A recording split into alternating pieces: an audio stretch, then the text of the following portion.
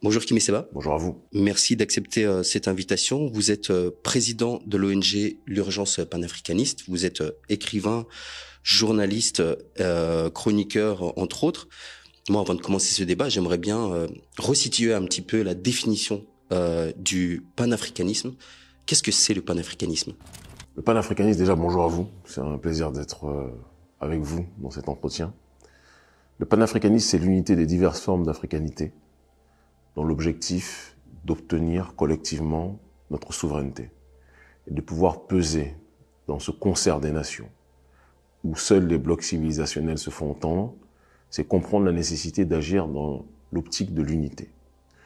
Nous sommes à la fois diverses et variés, et à la fois nous avons un tronc commun des plus profonds, dont parlait Cheikh Anta Diop et dont je parle dans mon dernier ouvrage Philosophie de la panafricanité fondamentale, où j'explique qu'il peut y avoir diverses branches, mais il y a un seul tronc, les mêmes racines.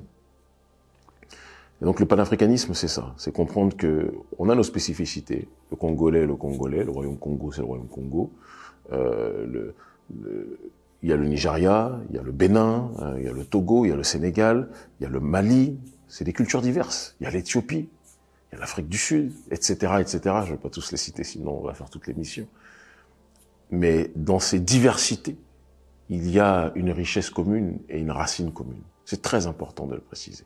Et le panafricanisme, c'est, pour reprendre le terme de Don Helder Camara, dans l'acception qui était la sienne, c'est la théologie de libération ou l'idéologie de libération et d'autodétermination des peuples, entre guillemets, négro-africains, de manière générale.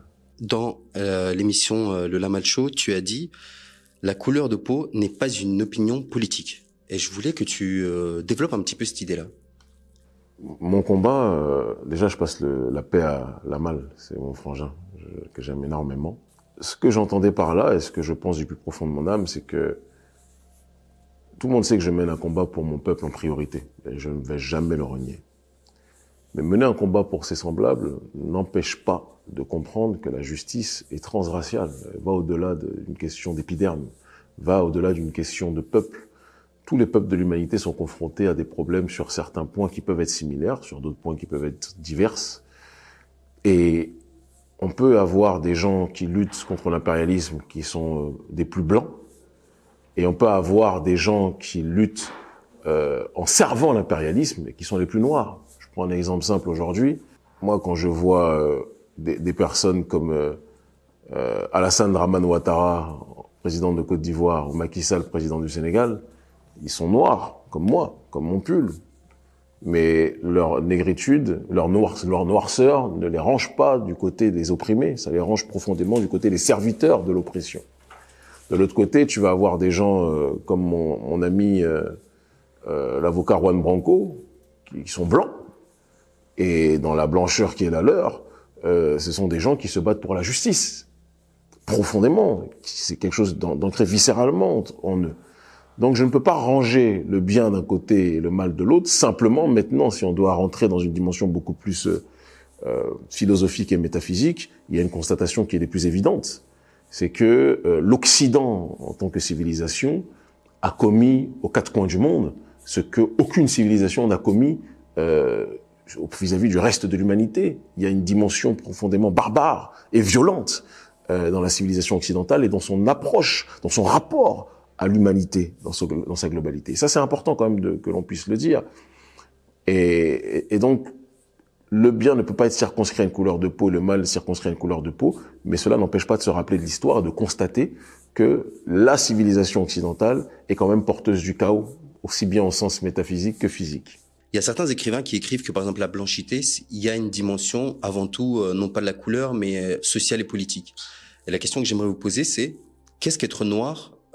Est-ce que politiquement, on peut concevoir une dimension politique dans le fait d'être noir malgré les croyances et les coutumes qui sont différentes et qui traversent un peu les nations noires? Alors, comme je le dis, les coutumes sont différentes, souvent, mais elles ont tout un foyer commun en ce qui concerne les populations négro-africaines. C'est quand même très important qu'on le rappelle. Votre question est des plus nécessaires.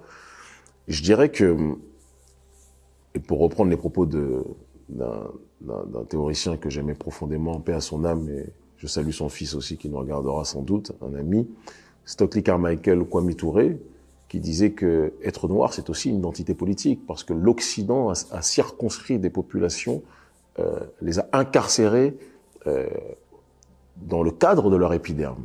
C'est une réalité. Et être noir, aujourd'hui, c'est une communauté de vécu, c'est une communauté de destin, c'est une communauté de douleur, c'est une communauté aussi de perspective.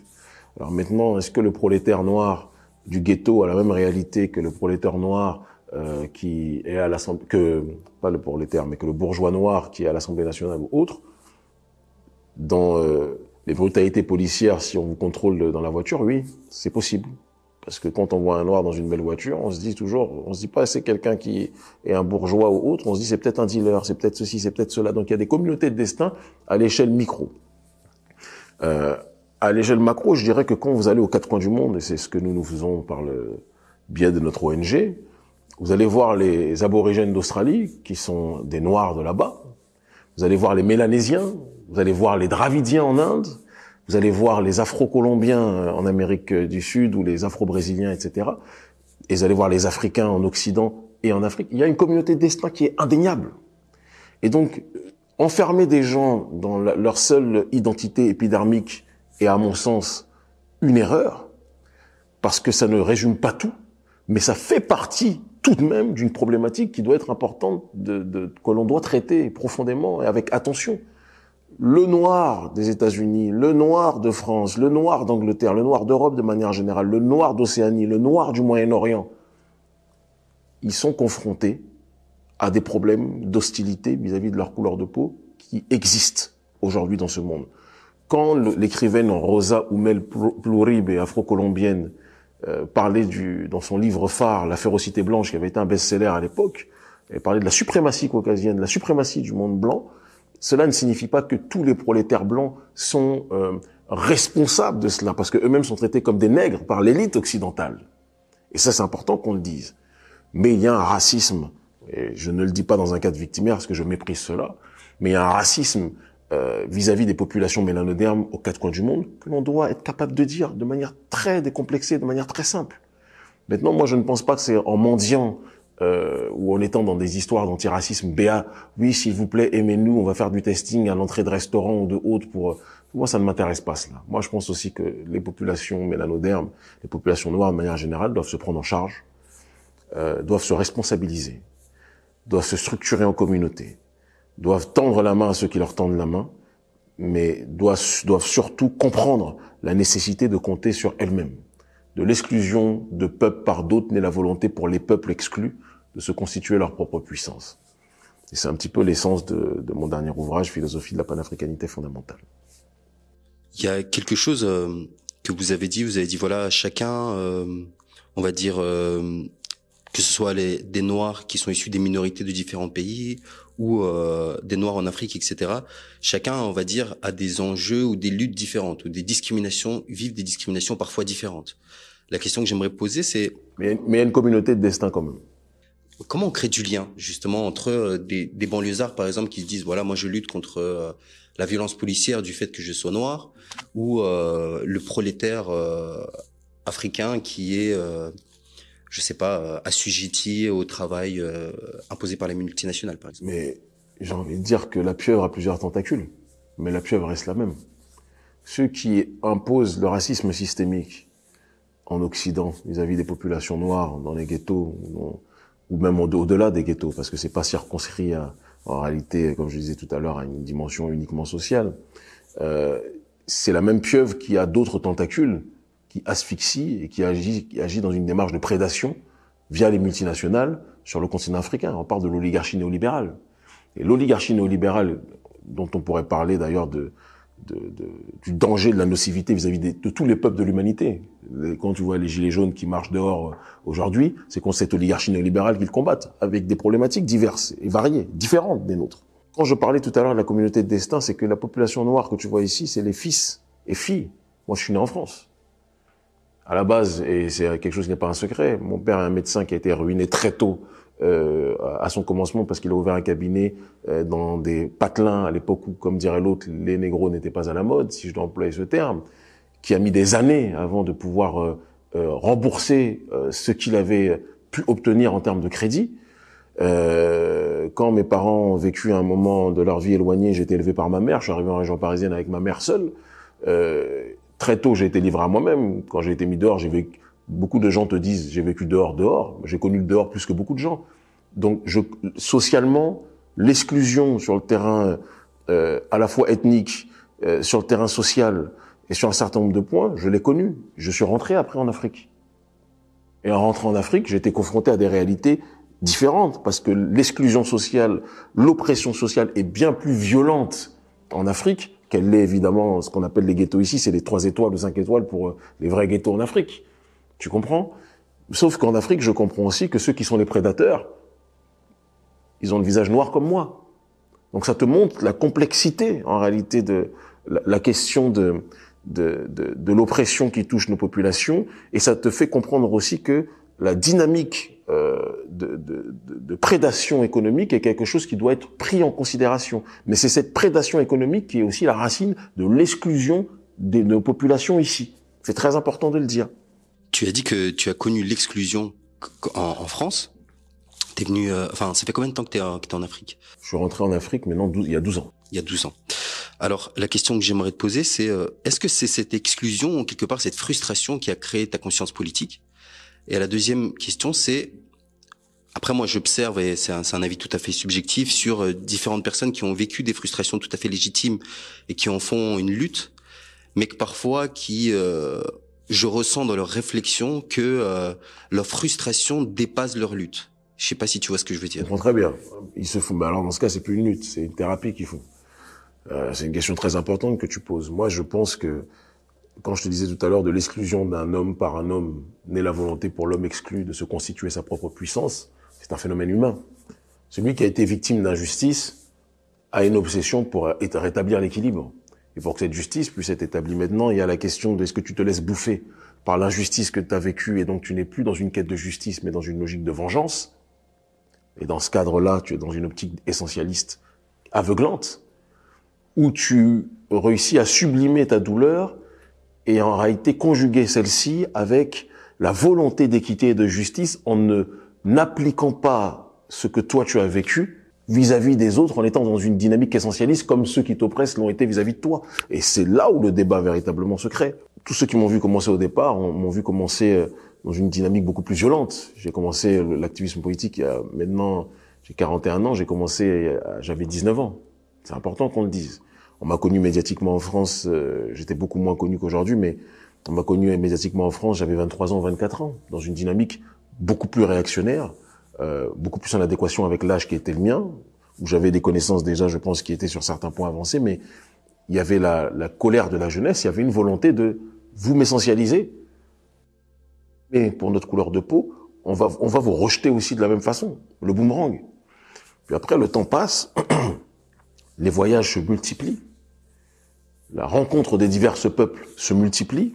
Je peux dire aujourd'hui en toute simplicité que j'ai voyagé aux 4 coins du monde et qu'on continue à le faire par le biais de notre organisation, notre ONG, l'Urgence panafricaniste, et cela me permet de rappeler que la problématique de l'impérialisme n'est pas circonscrite à une seule couleur, et la problématique des opprimés n'est pas circonscrite non plus à une seule couleur. Maintenant, moi, j'ai choisi, de par ma vie, de par mon vécu, de porter en priorité la question qui touche mes semblables et ma population. Mais en faisant cela, puisque la population africaine et plus globalement les Noirs, de manière générale, sont considérés un petit peu comme les paillassons de l'humanité par l'oligarchie occidentale, si le paillasson se lève, la table qui était assise sur le tapis ou le paillasson va être renversée. Et donc ça va bénéficier à tous les opprimés du monde. Toi, je suis pas censé parler peut-être de tes origines, mais t'es tatar. Les tatars sont considérés comme des noirs en Russie, ce sont les nègres de Russie. Donc, l'ostracisme, l'ostracisme, c'est le philosophe Grégoire Biogo, mon formateur en philosophie qui en parlait, mais l'ostracisme, c'est quelque chose qui touche tous les peuples de l'humanité. Et donc, sublimer sa douleur et en faire une quête de justice, je pense qu'il n'y a rien de plus beau. Et je pense que j'ai atteint ce stade depuis déjà très longtemps. Sinon, je m'allierais pas à différents peuples autres que les Africains contre un adversaire commun qui est l'oligarchie néolibérale. Cet idéal de souveraineté, comment est-ce qu'on le construit en sachant que déjà le découpage de l'Afrique est un fait occidental. Totalement. Et finalement, ce découpage a cristallisé, ancré des identités et des cultures où des gens qui étaient, je sais pas, le Sénégal et le Mali par exemple, ils se sentent différents, alors que si on regarde historiquement, il y a peut-être quelques rapprochements à faire. C'est des questions très importantes que tu poses et nous-mêmes on peut en parler. Je suis béninois de nationalité, né en France, donc j'ai grandi, vécu 29 ans de ma vie en France, donc français aussi, quoi que j'en dise. J'étais au Nigeria récemment et je vais y retourner. Le Nigeria et le Bénin, officiellement aujourd'hui, ce sont des espaces différents. Pourtant, ceux qui connaissent l'histoire savent que une grande partie du Nigeria et du Bénin étaient à la base le même pays, c'est les mêmes peuples. J'ai une partie de ma famille qui est au Nigeria, j'ai une partie de ma famille qui est au Bénin, et c'est valable pour tout le monde.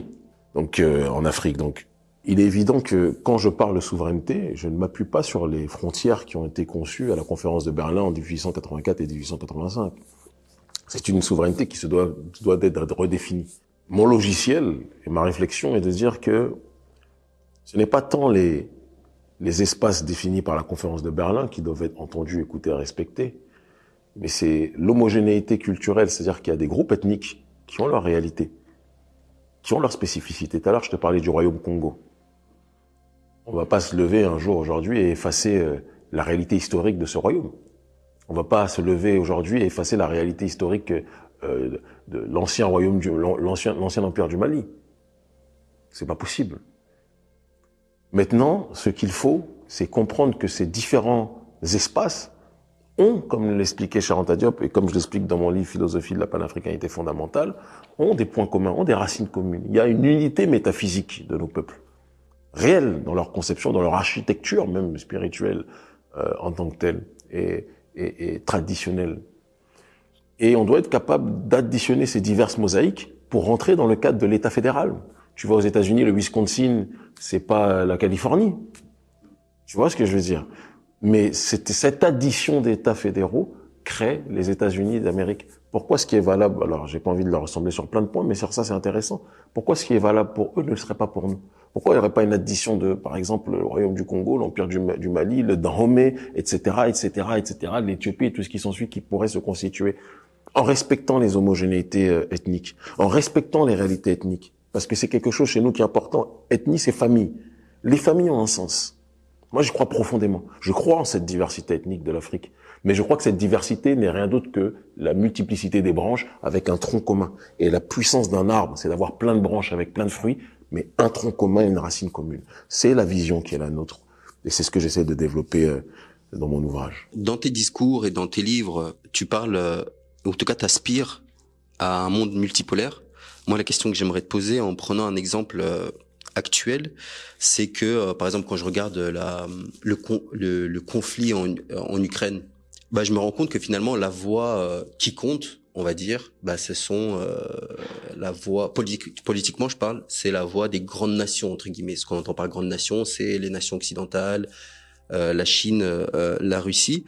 La question que j'aimerais te poser, c'est est-ce que pour augmenter quelque part l'influence des pays africains, donner des avis, des positions, et que la Russie mette ça en exergue, sachant les alliances qu'elle a à proximité, ça pourrait donner plus de poids à ces nations-là et de peser finalement dans l'échiquier international. Moi, tout d'abord, je pense qu'il est important qu'on rappelle un élément des plus vitaux pour la compréhension du monde dans lequel nous vivons aujourd'hui. Je vais pas passer mon temps dans l'interview à parler du conflit Russie-Ukraine, mais je pense que c'est quand même important que j'en parle une minute ou deux pour qu'on comprenne la réalité de notre rôle et la réalité de ce que nous vivons aujourd'hui, quelles que soient nos couleurs de peau. C'est pas une guerre entre la Russie et l'Ukraine. Ceux qui te disent ça n'ont pas compris ce qui se passe. C'est une guerre contre l'Occident et la montée du monde multipolaire. C'est une guerre contre l'Occident et ceux qui refusent l'hégémonie de l'Occident. Zelensky, youtubeur, humoriste, oligarque, parce qu'il était bien engraissé par les réseaux Soros et autres depuis très longtemps, a été placé à la tête de l'Ukraine pour être le proxy numéro 1 qui déstabiliserait un pays qui dérange aujourd'hui dans sa gestion de la géostratégie, qui dérange profondément l'OTAN et donc l'Occident. Ce qu'on appelle les grandes nations, les nations occidentales qui sont enrichies sur le dos de l'esclavage et de la colonisation. On peut le dire aussi très simplement comme ça. Poutine réagit, certains diront surréagit, et ça donne la guerre en Ukraine. Mais c'est comme si moi je viens, je te lance des pierres, je te provoque, je suis devant ta maison, je dis, je peux dire des trucs vulgaires, je dis mais je vais te niquer ta mère, je te dis, je vais te briser les os, je vais te boire ton sang, je t'insulte, je brûle ton jardin, je fais n'importe quoi devant. Et un jour, toi, tu restes pendant des années calme, tu dis attention, un jour je vais réagir, ça va être bizarre. Et finalement, tu réagis, et c'est une guerre démesurée. Maintenant, moi, j'appelle derrière moi toutes les nations occidentales, qui étaient celles qui me motivaient en réalité à t'insulter. Est-ce que c'est une guerre de toi contre moi ou c'est une guerre de toi contre ceux qui me back up? C'est ça la vraie question. Essayez de le dire dans un langage que tout le monde comprenne. C'est ça la vraie question. Et donc, partant de ce principe-là, il s'agit pas d'être de pom-pom girl, ouais, t'es pour les uns, pour les autres. Moi, je vais être très clair. Je sais très bien qu'il y a du racisme en Russie. Personne va me faire dire le contraire. C'est pas un pays facile et c'est pas un pays où j'irai vivre longtemps. J'aime bien aller à Moscou parfois quand j'ai des conférences, etc., tout ce qui s'ensuit, bien évidemment, ou quand je discute avec les autorités russes, comme quand je discute avec les autorités turques, ou iraniennes, ou cubaines, etc., bien sûr. C'est une très belle ville.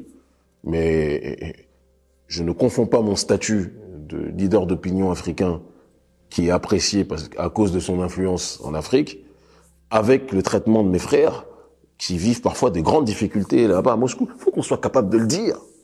Ou même les Tatars, qui est originaire de ce peuple-là, la vie des Tatars en Russie, elle est très loin d'être simple. Ça aussi, il faut qu'on le dise.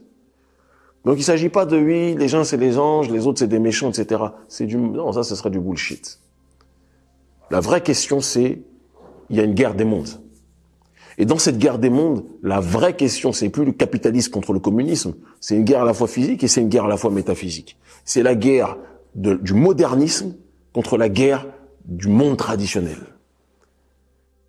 Le monde moderne dégénéré, le monde progressiste avec ses valeurs qu'ils veulent imposer aux quatre coins de l'humanité comme si c'était leur qui devait être imposé à tout le monde, contre des peuples enracinés dans leur tradition, dans leur orthodoxie et qui disent que eux, ils ont leur façon de voir le monde. C'est cette guerre-là qui est en train de se dérouler aujourd'hui. Et si on ne comprend pas cela, on ne comprendra pas la direction que tout est en train de ce que le monde est en train de prendre. On est obligé de comprendre cela.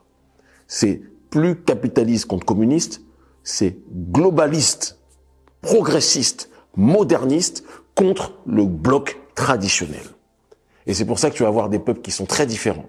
J'explique ça en profondeur dans l'ouvrage, mais qui ont un objectif commun, les Chinois, les Russes, les Iraniens, et nous-mêmes qui représentons dans le cas de la société civile, mais ce bloc un petit peu panafricaniste, ce bloc qui défend son identité, il faut pas croire que ce soit un hasard ce qui se passe là. Et de la même façon que nous luttons contre l'armée française, nous mobilisons les gens contre les bases militaires françaises en Afrique, ce n'est pas simplement contre le gouvernement français que nous luttons. C'est contre l'occidentalisation du monde qui nous est imposée. C'est une ultime décolonisation qui est en train de se faire. Il y a eu l'effondrement du mur de Berlin. La guerre qu'il y a là, c'est un nouveau mur qui est en train de pencher dans une direction ou dans une autre. Et si les gens ne comprennent pas cela et pensent que c'est simplement une guerre du méchant russe contre le méchant, on n'aura rien compris. Il ne s'agit pas d'être des pom-pom girls des Russes. Les Russes ne sont les messies de personne. Et les Russes ont aussi beaucoup de problèmes qu'il faudra qu'ils règlent. Et que je leur dis toujours. Ne pensez pas que il y a des gens en Afrique qui prennent dans les manifestations des drapeaux Russie. Ça, je dis que c'est la plus grosse erreur. Jamais de la vie tu me verras tenir un drapeau Russie ou Poutine. Jamais de la vie. Poutine sera jamais le messie des Africains. Jamais. Mais cette guerre-là est une guerre qui nous préoccupe tous. Et qui nous concerne tous. Alors, quand tu parlais de blocs, etc., moi, ça me rappelle deux théories, ou en tout cas deux visions, et je voulais savoir si ta pensée se rapproche de ces deux théories. La première, c'est Samuel Huntington. C'est sûr, t'as même parlé de Samuel. J'ai plus le nom du livre, mais en gros, il parle d'un conflit Le choc des civilisations. Et le deuxième, c'est peut-être un peu plus métaphysique, c'est la crise du monde moderne de René Guénon. Ah, mais là, tu parles de beaucoup de mes lectures. On est en plein dedans. Et dans cet ouvrage-là, sauf que je développe ça dans une acception africaine, mais c'est exactement de cela dont je parle. On est aujourd'hui, et c'est ça l'erreur que beaucoup de gens font, c'est qu'ils combattent politiquement sans comprendre que tu ne peux pas comprendre la réalité politique sans comprendre la réalité métaphysique. Parce qu'il n'y a aucune réalité matérielle sans la dimension immatérielle qui engendre la réalité matérielle. L'Occident, au sens physique, est une civilisation, je l'ai dit tout à l'heure, de la barbarie. Une civilisation qui est capable d'aller génocider les Indiens, d'aller esclavagiser des centaines de millions d'Africains, qui est capable d'aller assujettir les populations aborigènes d'Australie, de Mélanésie, qui est capable d'assujettir dans différentes autres régions du monde les populations sombres à la peau sombre. C'est une civilisation du sang sur le terrain physique, mais sur le terrain métaphysique, quand tu étudies l'Occident, et ça, un blanc, comme René Guénon le dit, l'Occident signifie le chaos, signifie la chute, signifie la perte de spiritualité. Et nous le voyons. Nous sommes dans une civilisation, l'Occident, où il y a les records d'athéisme, les records de désacralisation des choses, manifestés, matérialisés, illustrés par des Charlie Hebdo, qui ne respectent rien de la sacralité. C'est une civilisation de la décadence. C'est une civilisation où on autorise les hommes à tomber enceintes. C'est-à-dire que Dieu crée quelque chose, mais cette civilisation s'excite à systématiquement faire des choses qui sont opposées aux lois de la nature. Et ils appellent ça le progressisme. Donc, nous sommes en Occident, ici, là, au moment où nous tournons cette interview, nous sommes dans une civilisation qui promeut le chaos, promeut l'éloignement des règles initiales, des règles traditionnelles, des règles primordiales. Et la contestation qu'il y a vis-à-vis de l'Occident est à la fois politique, mais est profondément dans une acception métaphysique. Le combat que nous menons, nous, contre l'Occident, est profondément métaphysique. Parce que, tu vois, l'Occident a tendance à... Ce qui est traditionnel, le mot qu'ils emploient, c'est obsolète. Oh, ça c'est vieillot, c'est obsolète. Nous, ce qui nous intéresse, c'est ce qui est nouveau. Mais parce que le peuple récipiendaire de ce modernisme, ou je dirais même plus loin, le peuple matriciel de ce modernisme, est un peuple récent à l'échelle de l'humanité. Et parce que c'est un peuple récent à l'échelle de l'humanité, c'est comme un nouveau-né, tout ce qu'il va découvrir est nouveau. Et il y aura de la valeur que ce qu'il découvre. Ce qui est ancien ne le préoccupe pas. Ce qui compte, c'est ce qui est nouveau. Et c'est pour ça que la civilisation occidentale va dire, quand elle arrive en Amérique, excusez-moi, elle va dire c'est le nouveau monde. Mais c'était nouveau pour cette civilisation occidentale. Mais il y avait déjà des gens qui étaient là. Et comme l'explique Ivan van Sertima, dont nous étions là avant Christophe Colomb, il dit, mais Christophe Colomb découvre un nouveau monde pour lui. Il y avait des populations qui étaient là depuis très longtemps déjà là-bas. Amérindiennes dont on parle, mais africaines aussi. Je encourage tout le monde à lire Ivan van Sertima, c'est très intéressant. Et l'erreur que les gens font, c'est de circonscrire la réalité de l'Orient à uniquement le monde arabe, etc. Dans l'Orient, il y a la dimension du caché. Il y a la dimension de l'ésotérisme. Il y a le Proche et le Moyen-Orient. Et ce que l'on appelle aujourd'hui l'Égypte, ce que certains appelaient auparavant Kémet, le berceau égypto-nubien était ce Proche-Orient-là. Et était une boussole de cet Orient, de cette sacralité, de ce cachet, de ce sacré qui par la suite s'est étendu dans différentes couches du continent africain. Donc l'Orient n'est pas géographique, c'est aussi métaphysique. Tout comme l'Occident n'est pas géographique, c'est aussi métaphysique. Quand je vais à Abidjan, mon frère, il y a des endroits où je vois, je peux te dire que c'est l'Occident. Quand tu vas à Dubaï, frère, c'est pas l'Orient, c'est l'Occident. Et les influenceuses qui vont à Dubaï, là, elles savent que c'est l'Occident. Voilà. C'est à la fois physique, mais c'est profondément métaphysique. Tu as employé le mot spiritualité. Moi, la question que j'aimerais te poser, déjà, moi, j'ai l'impression, en te lisant, en regardant tes interviews, etc., que, je sais pas quel terme employer, hein, mais Dieu ou spiritualité ou religion ou autre, ça fait partie, c'est quelque chose de central, on va dire, dans ta réflexion politique. Et la deuxième sous-question, c'est, qu'est-ce que ce mot spiritualité comprend? dans le sens où j'ai l'impression, en tout cas moi, c'est un mot personnellement que je valorisais pendant des années, mais en fait après je me suis rendu compte que c'était pour cacher quelque part mon appartenance à une certaine religiosité, donc aujourd'hui, et que finalement d'un côté spiritualité, je savais plus trop exactement ce que ça voulait dire, et qu'après au final je me suis dit ah ouais, en fait spiritualité, en écoutant la définition des gens, je me suis dit ah, on dirait c'est du yoga, tu vois, alors que c'est pas. Donc je me dis est-ce que c'est pas mauvais le yoga. c'est pas mauvais, mais ce que je veux dire c'est que c'est là où j'ai eu cette réflexion, je me dis ok, quand on parle de religion, il faut que je resitue ce mot-là et que je dis c'est religion, c'est pas spiritualité, parce que le mot qu'on entend, qui résonne dans la société, dans ma société, c'est-à-dire société occidentale, il dit autre chose. Tu vois ce que je veux dire? Alors, c'est une question à plusieurs portes d'entrée, qui nécessitera donc une réponse, à mon sens, structurée, et je vais essayer d'être le plus synthétique, même si ça va pas être facile. Déjà, tu as employé le terme religion, spiritualité. Je te disais tout à l'heure qu'il n'y a pas de combat physique sans réalité métaphysique. Tout ce que je fais est la résultante de quelque chose, et il faut avoir l'humilité de reconnaître. Quand Nietzsche disait Dieu est mort, mais quand Nietzsche est mort, Dieu était toujours vivant. Il y a une seule entité qui contrôle le monde, qui contrôle l'univers. Et si on ne le respecte pas, il nous rappellera toujours qui est le patron. Ça, c'est très important de le dire. La deuxième chose, c'est que moi, je suis issu d'un peuple d'ancestralité. Et chez nous, la dimension du temps n'est pas la même que dans la civilisation occidentale. Pour la civilisation occidentale, tu vas comprendre pourquoi je parle de cela, plus le temps passe, plus tu progresses. Par le biais du développement matériel, puisque eux, leur réalité, c'est l'obsession de l'accumulation de biens matériels. Et par le biais de développement technique, etc. Pour nous, la perfection, c'est le commencement. Parce que le commencement, c'était ceux qui étaient les plus proches de Dieu. Des règles de Dieu. Qui étaient les plus en harmonie avec Dieu. C'est pour ça qu'on parlait chez nous, par exemple en Afrique, on parle de Zep Tepi, qui signifie les premiers temps, l'âge d'or. À Kama, dans le berceau égypto-nubien, on parle de cela. Et on retrouve cela dans diverses déclinaisons au sein des différentes populations négro-africaines. Mais pour l'Occident, le commencement, c'est la barbarie. Parce que les débuts, peut-être dans les steppes caucasiennes, étaient difficiles dans un environnement qui n'était pas des plus favorables. Très important ce que je dis. Et celui qui est privé de tout dans l'acception matérielle aura pour obsession, plus le temps passe, de développer une réalité matérielle dans laquelle il sera des plus à l'aise. Entends bien.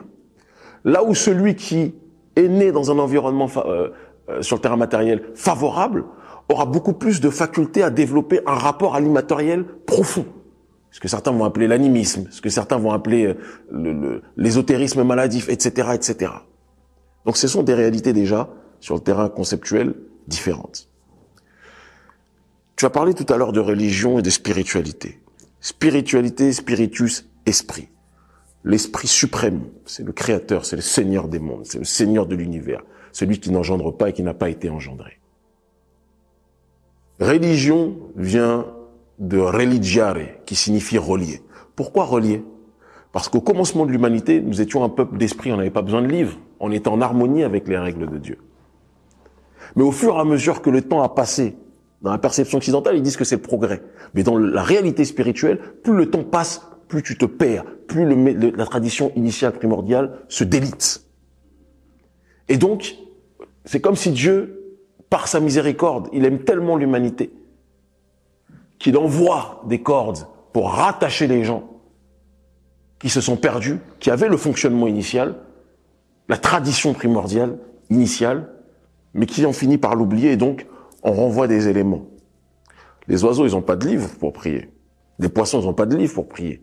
La prière du poisson, c'est de nager. La prière de l'oiseau, c'est de voler.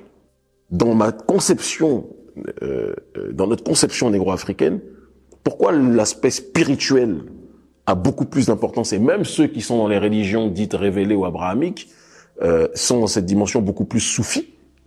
Pour je parle par exemple des mourides ou des tidianes, ou les Éthiopiens, les orthodoxes éthiopiens, même s'ils sont dans ces religions-là, ils seront toujours dans une dimension ésotérique. Mais au-delà de ces réalités-là, la majorité de la population, moi je suis d'un pays où le vaudoun, qui est caricaturé en Occident, parce que évidemment ce que l'Occident ne maîtrise pas, il va le diaboliser. Mais dans notre conception à nous, l'invisible, le créateur, il a son gouvernement métaphysique, que nous on appelle ancêtres, les ancêtres primordiaux, qu'au Bénin on va appeler les Vaudouza. Les Vaudouza, que ailleurs dans le culte buti on appellera autrement, que comment dirais-je, les Yoruba vont appeler les Orishas, etc. Et tous ont cette réalité qui est qu'il y a un créateur suprême et il a son gouvernement métaphysique.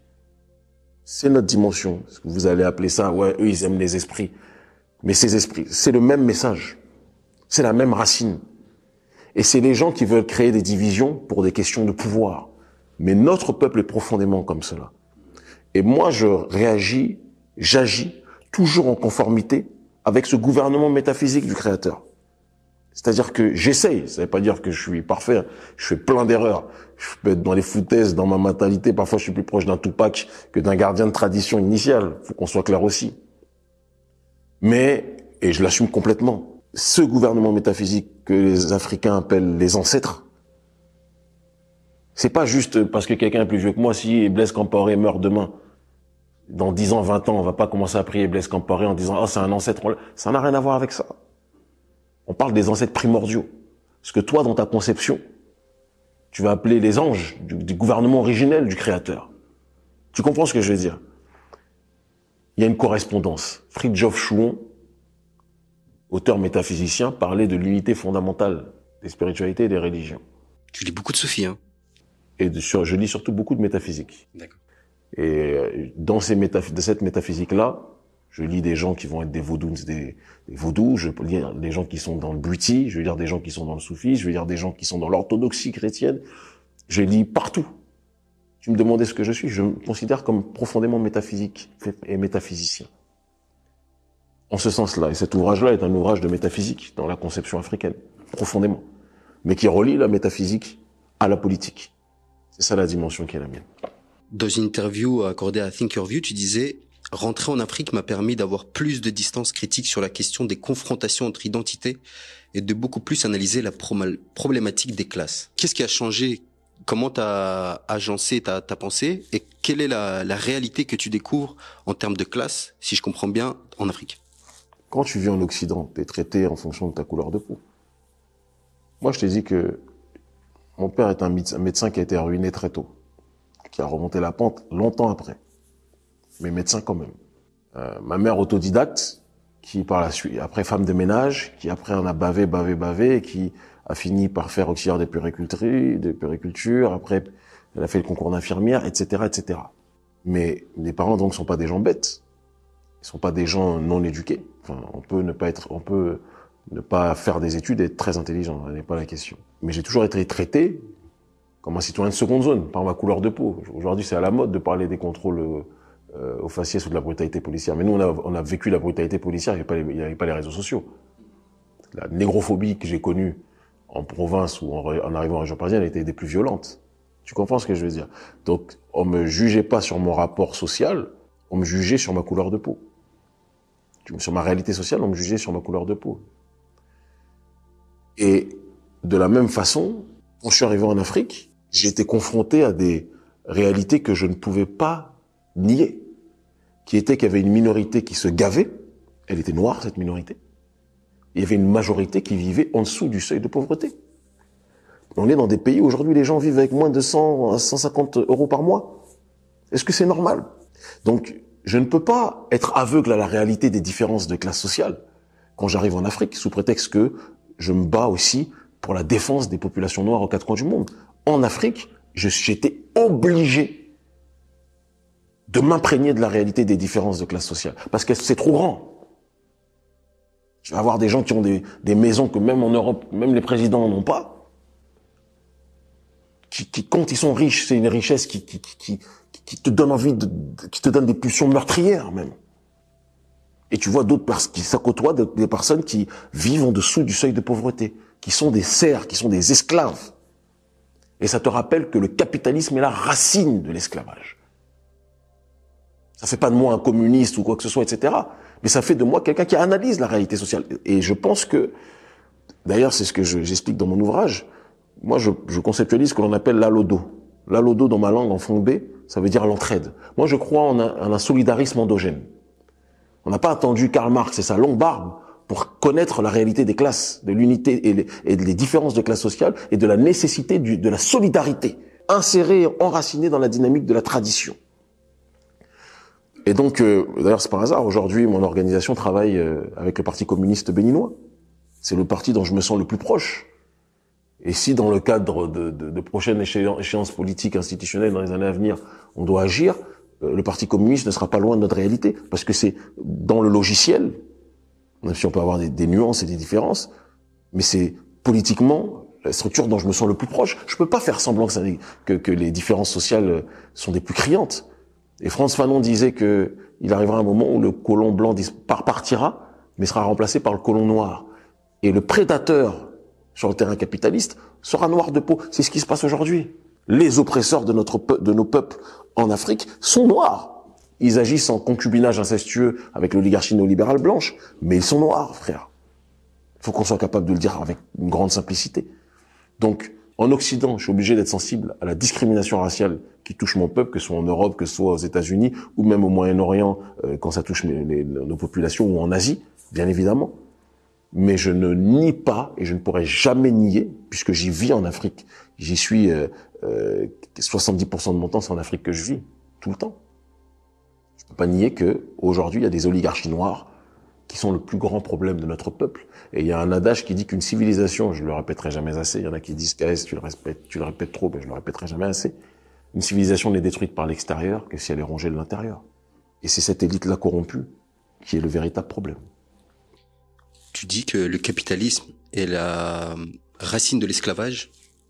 Qu'est-ce que tu penses des gens qui disent que le capitalisme, d'un point de vue économique, ne connaît pas le racisme? Tu sais, dans la vie, il y a la surface et il y a le fond, toujours. La plus belle illustration du propos que tu énonces, c'est Black Lives Matter, qui est la plus grande fraude du siècle. Dans Black Lives Matter, c'était même pas un mouvement, à la base c'est 3 sœurs que j'aime, pour lesquelles j'ai de l'amour. Elles ont lancé un hashtag. Après, le problème c'est que l'élite néolibérale flaire toujours le bon coup et finit toujours par récupérer certaines choses et les pousser dans une dimension qui n'était pas celle forcément en adéquation avec la douleur exprimée au départ. C'est comme les gens qui mettent les t-shirts de Che Guevara aujourd'hui, ça récupère toujours alors que c'était ce qu'ils combattaient quand le Che était vivant. Black Lives Matter, aujourd'hui t'as Coca-Cola, t'as Nike, t'as toutes les marques qui exploitent, qui sont des esclavagistes modernes, qui ont big up ce concept, qui ont big up Black Lives Matter et qui ont encouragé les nôtres aussi à être dans cette dimension de mendicité. C'est un autre sujet, on aura l'occasion d'y revenir peut-être. En disant oui, nos vies noires comptent. Rappelez-vous que nos vies noires comptent, comme si c'est en disant ça que les gens allaient arrêter de nous shooter. Vous avez remarqué que ça n'a pas diminué. Et que les George Floyd et autres, c'est quelque chose qui ne s'arrêtera, de toute façon, en Occident, je le pense profondément, jamais. Moi, c'est mon point de vue dessus, j'ai un regard très lucide sur cette réalité.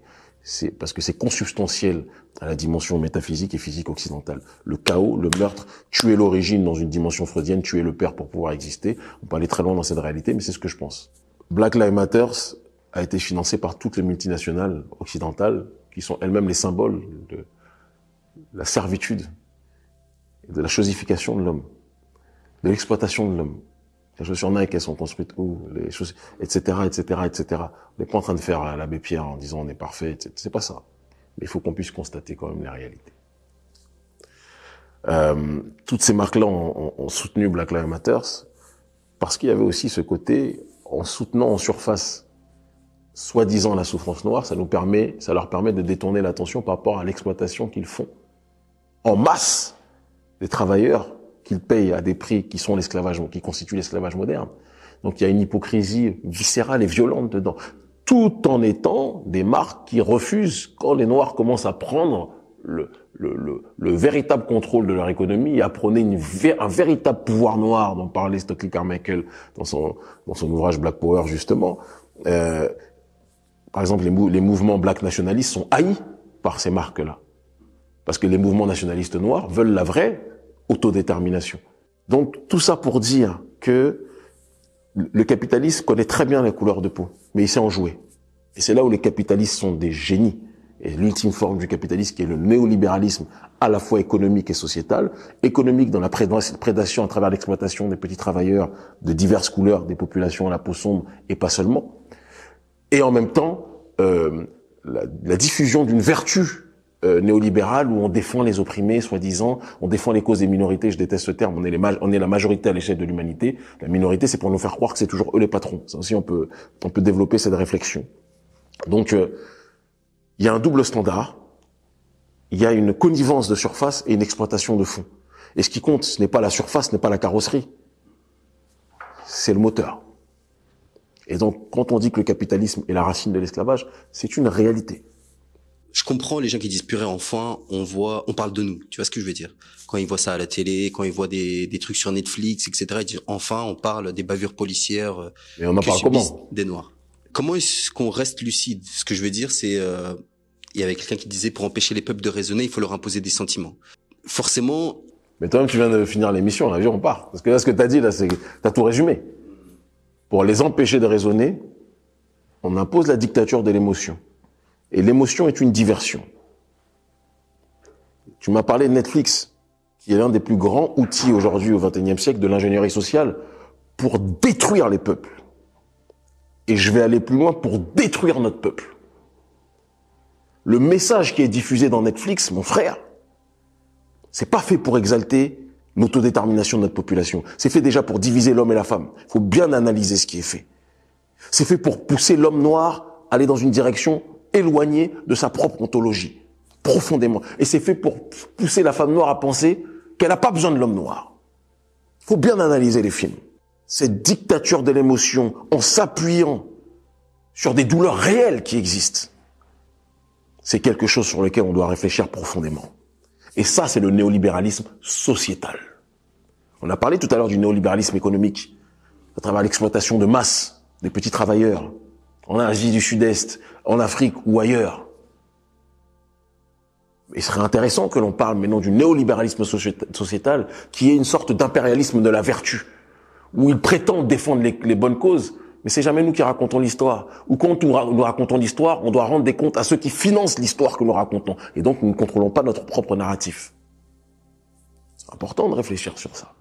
Et si on ne contrôle pas notre propre narratif, mais c'est comme les gens, aujourd'hui, au pays, je sais pas si tu vois un petit peu, et moi, tu vois, je suis objectif, je suis très proche du Hezbollah, mais ça m'empêchera pas de dire la vérité par rapport au comportement que beaucoup de Libanais, qui sont très différents du Hezbollah d'ailleurs, ont dans beaucoup de pays d'Afrique. Aujourd'hui, les restaurants libanais, ils ont je vais pas dire le monopole économique, mais ils ont un très grand pouvoir économique dans nos pays. D'accord? Ça n'empêche pas qu'ils peuvent faire de la bonne nourriture, là n'est pas la question. Mais il y a des comportements qui sont toxiques d'une grande partie de cette communauté vis-à-vis du reste des négro-africains. Mais dans leurs boutiques, aujourd'hui, c'est les Noirs qui sont en vitrine.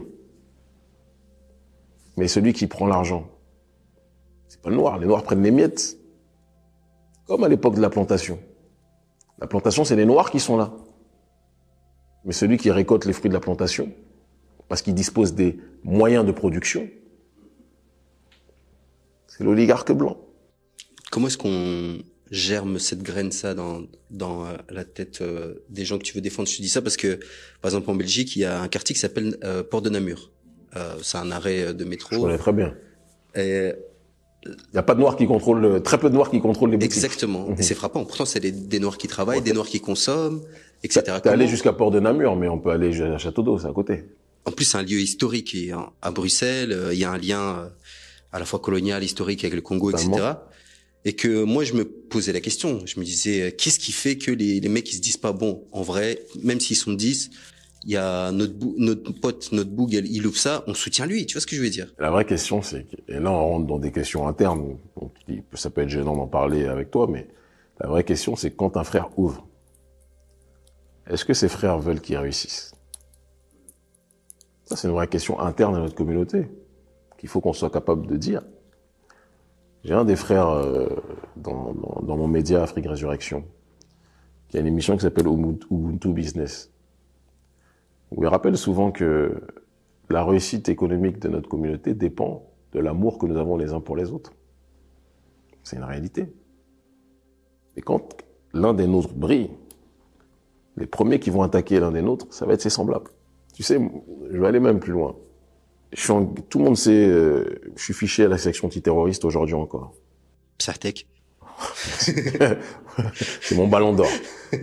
Tout le monde sait que je suis surveillé par la DGSE et tous les services de renseignement. Je suis surveillé par les services de renseignement extérieurs français, partout où je vais. Je suis surveillé, on a été cité par la CIA comme...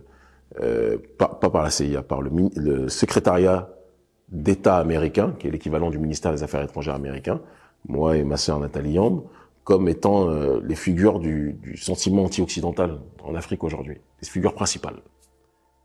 Donc, on a été ciblés par eux. Et je subis une répression, une surveillance qui dépasse l'entendement. Moi, je suis né pour ça. Mais ceux qui m'attaquent le plus, ceux qui sont les plus jaloux, ceux qui font preuve de la plus grande bêtise, qui sont dans des calomnies, ce qui m'empêche pas d'être aujourd'hui suivi par des millions de gens sur les réseaux sociaux, notamment Facebook, qui est le réseau le plus populaire en Afrique. Mais ceux qui sont les plus jaloux, ce sont des Noirs, frère. Il faut qu'on ait le courage de le dire. Les plus grandes altercations que j'ai eues dans ma vie, j'ai fait du placard 2 fois en Occident, j'ai fait du mandat de dépôt 2 fois en Afrique. C'était pire en Afrique qu'en Occident, évidemment, même si en Occident, c'était plus long.